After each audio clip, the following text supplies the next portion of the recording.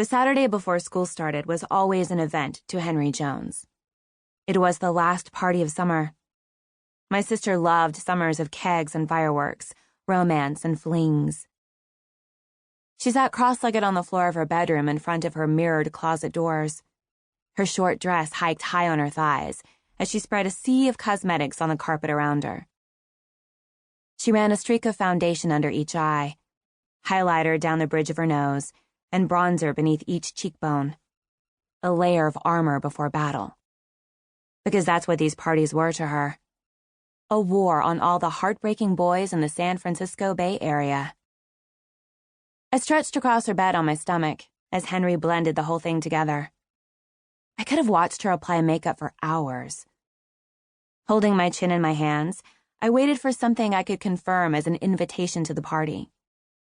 It wasn't so much that I wanted to go, but I wanted to spend Saturday night with Henri. She rimmed each of her eyes in royal blue liner and met my stare in her mirror. "Andy asked me about you today." "What did he want to know?" "We were hanging out in the Haight, me and him and Ari and Mick. You know Mick. He's got those gorgeous blonde dreadlocks. And Andy asked if I'd mind if he took you out sometime." I rolled onto my back and stared up at her spinning ceiling fan. "I hope you told him there was no way in hell I'd go."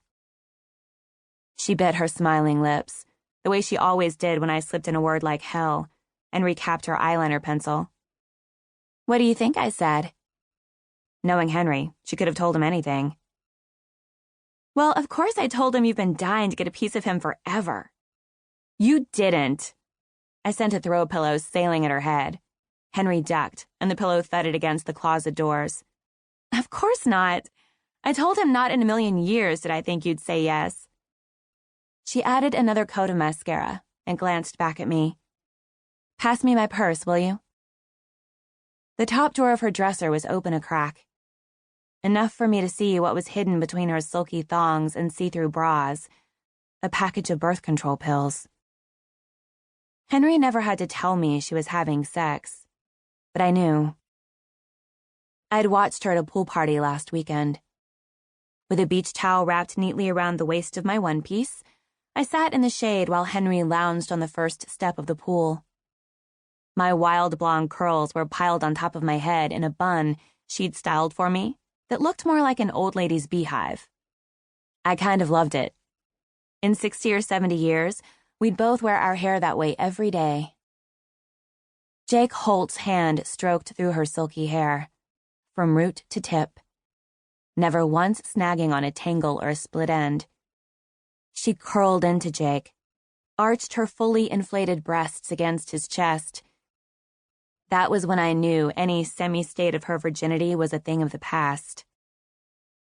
I was 15, my sister Henri 16, and I didn't know what could happen in that 1 year between our ages, but I was just as worried it would happen to me as I was worried it wouldn't. "Girls," our mother called up the staircase. "I left some files at the office, so I'm running back downtown for a few hours. The pizza will be here in 20. Our mother had been busy keeping up with her work schedule and playing the new role of single mother.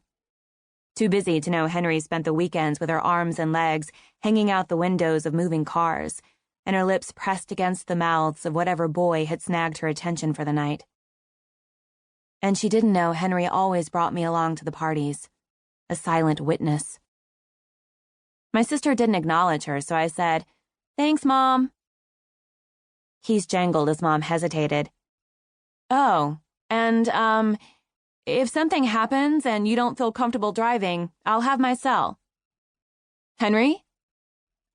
"You've got it," Henri said. "If anyone at all drinks and drives, you'll be the first to know." "Henrietta Jones, I mean it." Henri cranked up the music after Mom backed down the drive. Within the chaotic walls of my sister's bedroom, there were only 2 volumes to music, loud and louder. Laughing, she shouted, "Prepare yourself, Em.